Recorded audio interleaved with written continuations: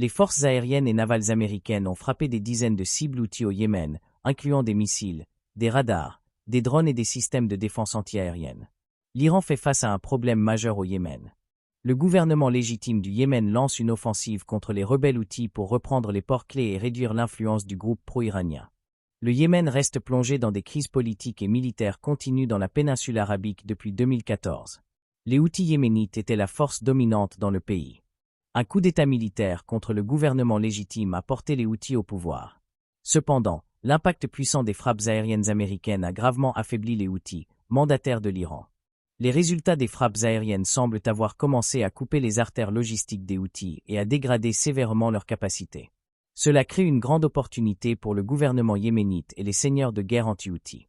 Mais comment le gouvernement yéménite et les seigneurs de guerre utiliseront-ils cette opportunité? Comment les États-Unis, les Émirats arabes unis et l'Arabie saoudite soutiendront-ils le gouvernement yéménite pour libérer le Yémen des Houthis soutenus par l'Iran? Depuis longtemps, le conflit interne entre le gouvernement saoudien et les Houthis est caractérisé comme une guerre par procuration. L'Arabie saoudite et les Émirats arabes unis défendent le gouvernement central au Yémen, tandis que l'Iran cherche à étendre son influence dans la région en fournissant des armes et un soutien logistique aux Houthis. Les États-Unis, quant à eux, ont généralement soutenu la coalition dirigée par l'Arabie saoudite en fournissant des renseignements et un soutien logistique en arrière-plan. Récemment, cependant, les rapports sur des frappes aériennes directes de Washington se sont multipliés. Les responsables des départements d'État et de la défense des États-Unis ont pointé du doigt les attaques contre des navires dans la mer Rouge, arguant qu'une intervention directe est inévitable pour assurer la sécurité des navires alliés et protéger le commerce maritime mondial. Bien que les frappes aériennes américaines aient atteint un certain niveau, la question d'une possible opération terrestre est à l'ordre du jour des diplomates et des analystes de défense.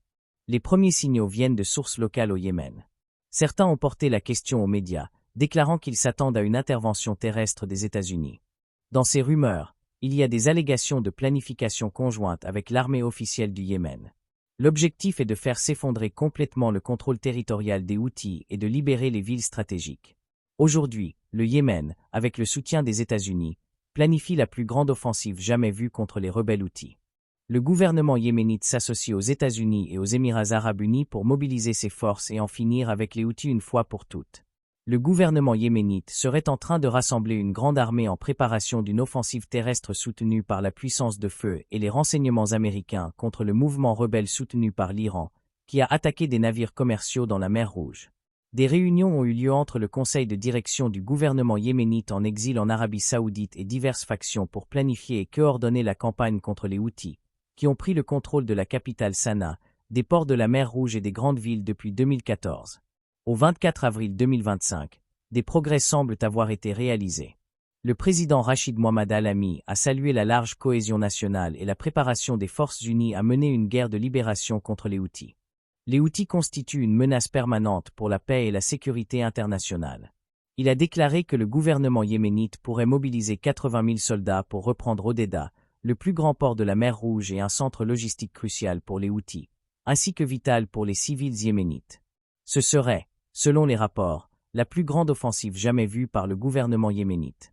Bien que les quelques 350 000 combattants Houthis surpasseraient encore ses forces en nombre.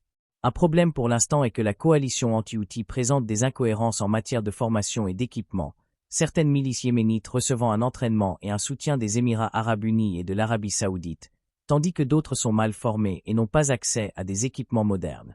Mais ces problèmes peuvent être surmontés avec le soutien des États-Unis, des Émirats arabes unis et des Saoudiens. Et maintenant, les Houthis, mandataires de l'Iran, sont plus faibles que jamais. Alors, pourquoi les Émirats arabes unis et l'Arabie saoudite soutiennent-ils le Yémen contre les Houthis? L'armée américaine participera-t-elle à cette opération terrestre massive, où toutes les conditions sont-elles réunies pour que l'opération terrestre soit imminente? Dans cette vidéo complète, nous aborderons tous les aspects des dernières frappes aériennes américaines au Yémen, la situation des Houthis et ce que pourrait signifier une potentielle opération terrestre. Avant de commencer, n'oubliez pas de vous abonner à notre chaîne, d'activer les notifications et de montrer votre soutien en aimant notre contenu. Pour comprendre la raison de cette offensive majeure, il faut examiner la guerre civile au Yémen et son antagonisme avec l'Arabie saoudite et les Émirats arabes unis. Après que les Houthis ont renversé le gouvernement internationalement reconnu, les deux monarchies du Golfe ont envahi le Yémen en 2015. Menée par une coalition militaire arabe équipée de machines de guerre occidentales, Ayant échoué à expulser les Houthis de la région, l'Arabie saoudite et les Émirats arabes unis ont retiré leurs forces en 2022, après avoir réorienté leur politique étrangère de la lutte contre l'axe de résistance dirigé par l'Iran vers la normalisation des relations avec Téhéran, à l'encouragement de la Chine. Récemment, Hodeidah et d'autres ports contrôlés par les Houthis dans la mer Rouge sont devenus de plus en plus la cible de missiles lancés depuis des avions de guerre et des navires de la marine américaine. Le port d'exportation pétrolière de Raïssa et ses environs ont été touchés par des frappes aériennes américaines du 16 au 17 avril. Cela a conduit le secrétaire général des Nations Unies, Antonio Guterres, à exprimer une profonde préoccupation.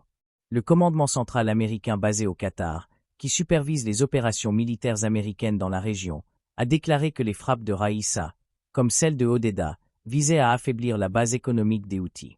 Riyad et Abu Dhabi ont démenti les récents rapports des médias américains selon lesquels ils participeraient à l'offensive contre les Houthis.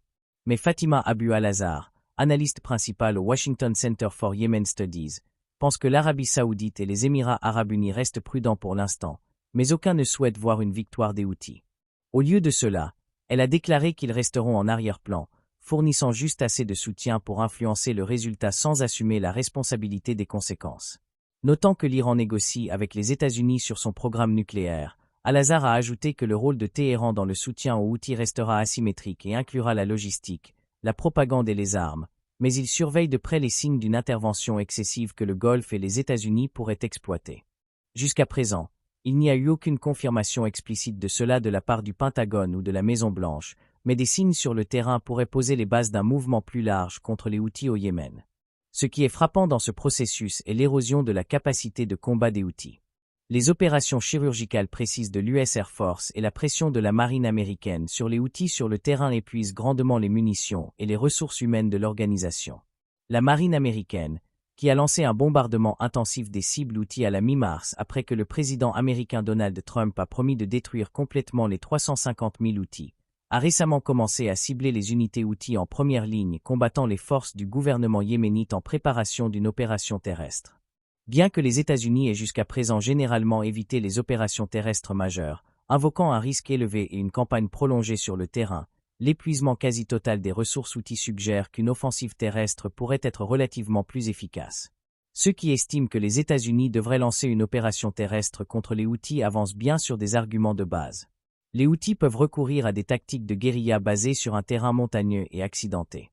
Si les frappes aériennes peuvent détruire des cibles critiques, il n'est pas facile de maintenir un contrôle total et de nettoyer les caches Houthis. Si une force terrestre américaine avance de manière intégrée avec les forces locales, il pourrait être possible de vaincre les Houthis de manière décisive. De plus, la domination aérienne permet aux États-Unis de protéger leurs troupes avançant sur le terrain. Des signaux suggèrent même qu'il est question d'une avancée jusqu'aux abords de la capitale, Sanaa. Selon certaines sources, les forces de la coalition, y compris l'Arabie saoudite et les Émirats arabes unis, pourraient soutenir les États-Unis sur le terrain. Un tel scénario pourrait mener à une victoire décisive en peu de temps, mais il risque aussi de créer un nouveau bourbier. Les décideurs du Pentagone pourraient donc peser les mérites d'opérations terrestres limitées pour s'emparer de zones stratégiques et forcer les Houthis à se rendre. Immédiatement après que les États-Unis ont intensifié leur campagne de bombardement contre les Houthis, le porte-parole du Pentagone, Chaparnel, a refusé de commenter si cela constituerait un soutien à une opération terrestre, mais a reconnu que Washington dispose de moyens pour exploiter les zones sensibles sans déployer de troupes américaines. Il est maintenant rapporté que le gouvernement yéménite aurait dû saisir l'allusion et agir, et en fait, il l'a fait. Nous voyons maintenant que le gouvernement yéménite bénéficiait déjà d'un soutien par le biais des frappes aériennes américaines. Mais sans coordination terrestre et partage de renseignements, en particulier dans des zones comme Hodeidah, cette opportunité pourrait rapidement s'évanouir. Les analystes s'accordent cependant à dire qu'une frappe soutenue par les États-Unis ne suffira pas à mettre fin à la menace Houthi contre la navigation en mer Rouge. Cette menace a déjà détourné une grande partie du trafic maritime vers l'Afrique. Garantir une véritable liberté de navigation pour le transport maritime commercial sur les voies navigables entourant le Yémen nécessitera plus qu'une frappe militaire.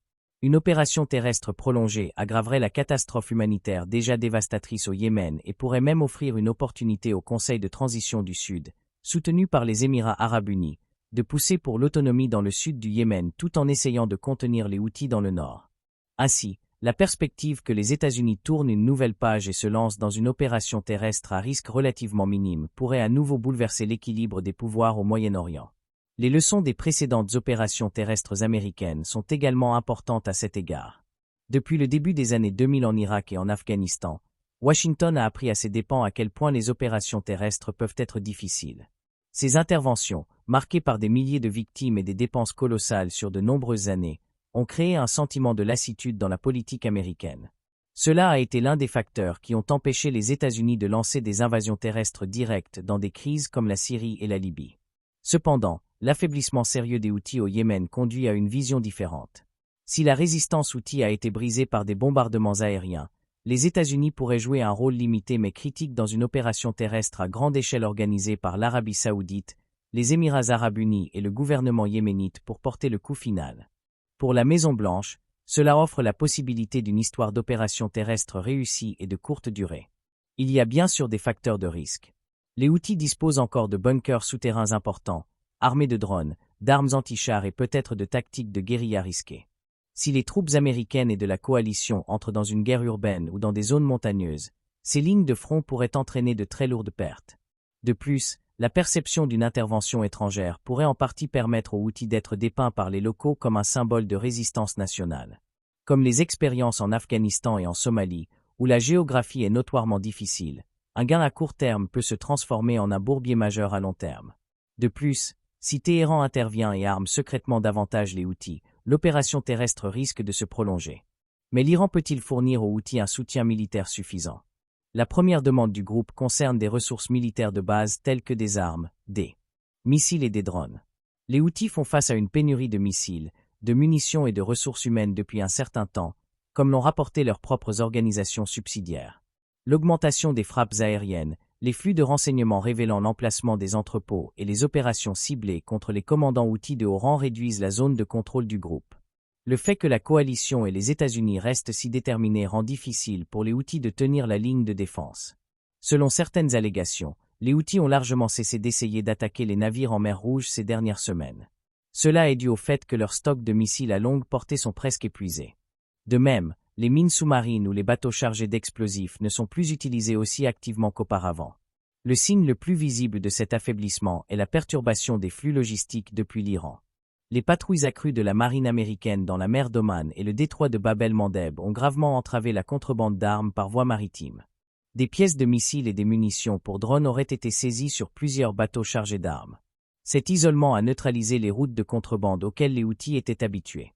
En conséquence, les Houthis doivent maintenant se débrouiller avec leurs capacités locales, tentant même de restaurer certains missiles balistiques plus anciens à partir de pièces et de les réutiliser. Il n'est pas réaliste de parler d'une organisation Houthi complètement épuisée. Un soutien partiel de l'Iran peut continuer. Il y a aussi des explosifs et des drones produits localement. Mais à mesure qu'ils manquent d'un large éventail d'armes, les Houthis passeront à la clandestinité et privilégieront une stratégie de guérilla. C'est là que les opérations terrestres entrent en jeu. Si les États-Unis et leurs alliés agissent rapidement, sans permettre aux Houthis de passer à la clandestinité et de se regrouper, l'organisation pourrait rapidement se désintégrer. Pour les Houthis, poussés au bord du gouffre par les frappes aériennes, ce scénario serait une crise existentielle.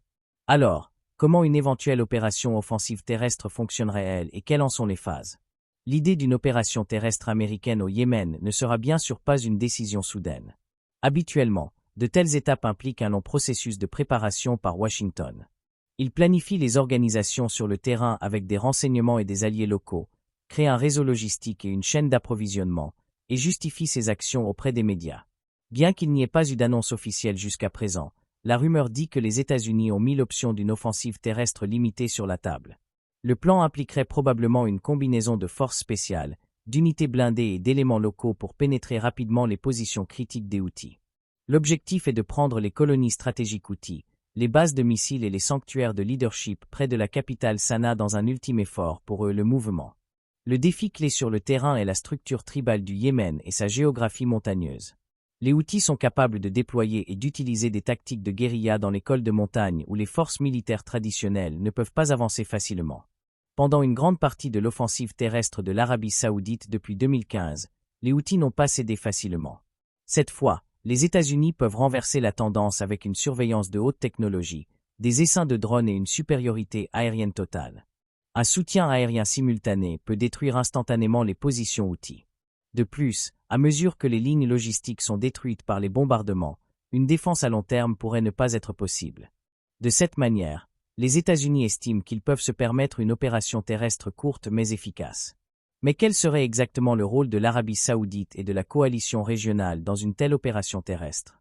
Bien que les États-Unis aient récemment déployé leurs propres capacités militaires contre les Houthis, les partenaires de la coalition tels que l'Arabie saoudite et les Émirats arabes unis pourraient former la principale force dans une éventuelle opération terrestre.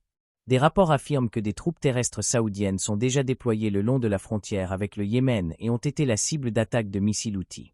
Ces troupes pourraient avancer dans les parties nord du Yémen une fois la supériorité aérienne américaine assurée. Les Émirats arabes unis, quant à eux, déploieraient des marines et des groupes de mercenaires pour aider à rétablir la normalité dans les ports tenus par les Houthis.